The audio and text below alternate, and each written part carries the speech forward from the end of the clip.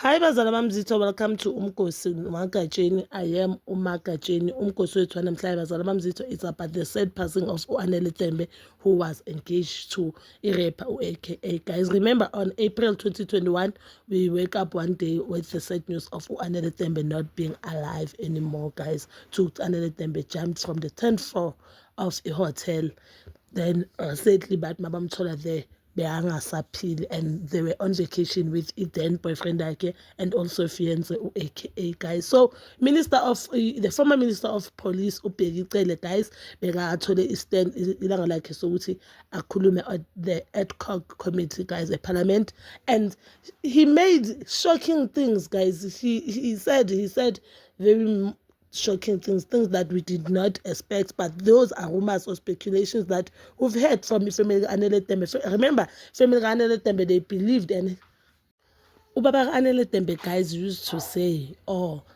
is still saying, that Anele Tembe, they believe that Anele Tembe did not unalive herself, but they believe that she was pushed from that 10th floor of the hotel. Remember, and obvious, the reasons were on the balcony, guys, they didn't find the fingerprint of Anele Tembe. There were no fingerprint or trace of Anele Tembe in. If she jumped there, bomele ngabe ubambe obvious the balcony and jump obvious bonya as a shy spec away there. The second point, that these are some of the points, guys, they've wrote or they've gave the NPA, the time NPA, they've decided to say, or they seen ukuthi aka akanaqala. Guys, remember aka now, as I'm recording today, he's no more. What to do at 2 years back.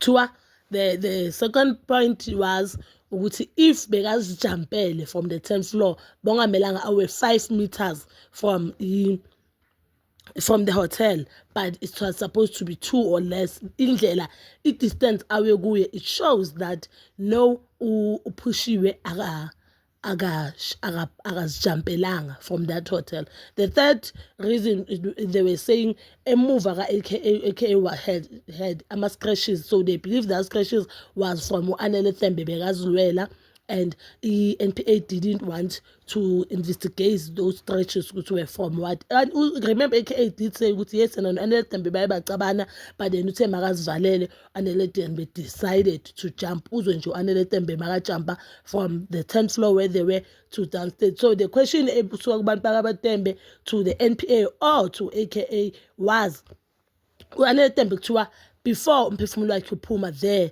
on the floor uphile for 20 minutes. So why aka didn't call for help, because they were in a hotel and they believed that ambulance bezofika fast? Why angazange azama ukuthi at least ampopolo or something, azama ukumvusa?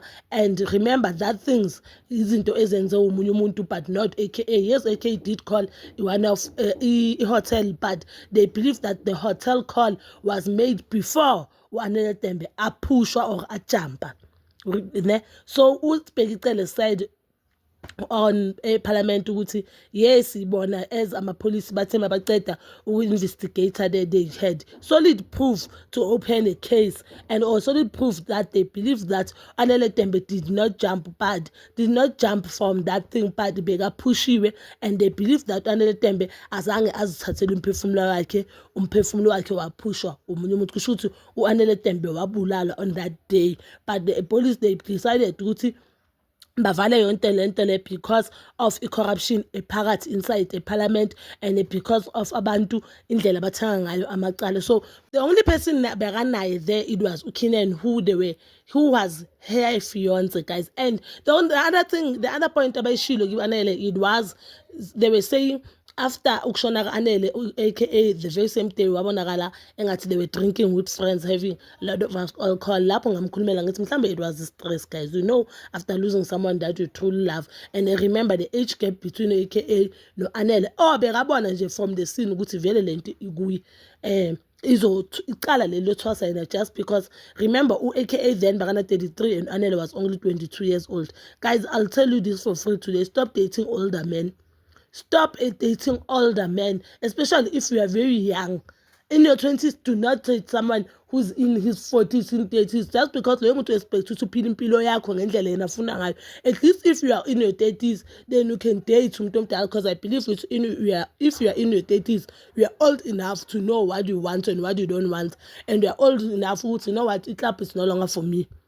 But if you are young, stop dating. Do not date abantu abadala. So those are things Mr. Cela Shilo Ekoti. But remember, in at the time, aka before Shona washo wathi emngcwabeni, she was expected.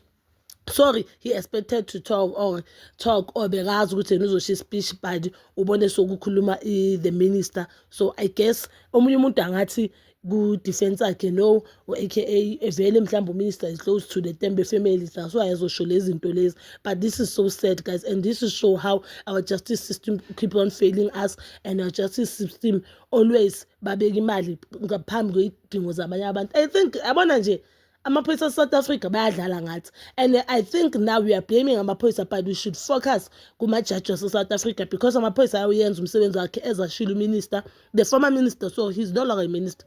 The former minister becela ushilo wathi amaphoyisa ayawenza umsebenzi, abantu abakhipha iboshwa ejele ama-judge, which I feel like that obviously umuntu uzoya makuyilanga lakhe lokuya court list, there's not enough evidence, there's nothing ijudge ozoyisho. So bazalwane mjisho, please do comment down below your thoughts, and please don't forget to like, subscribe, share, and hit that notification button. Nginethanda ukuya nokubuya.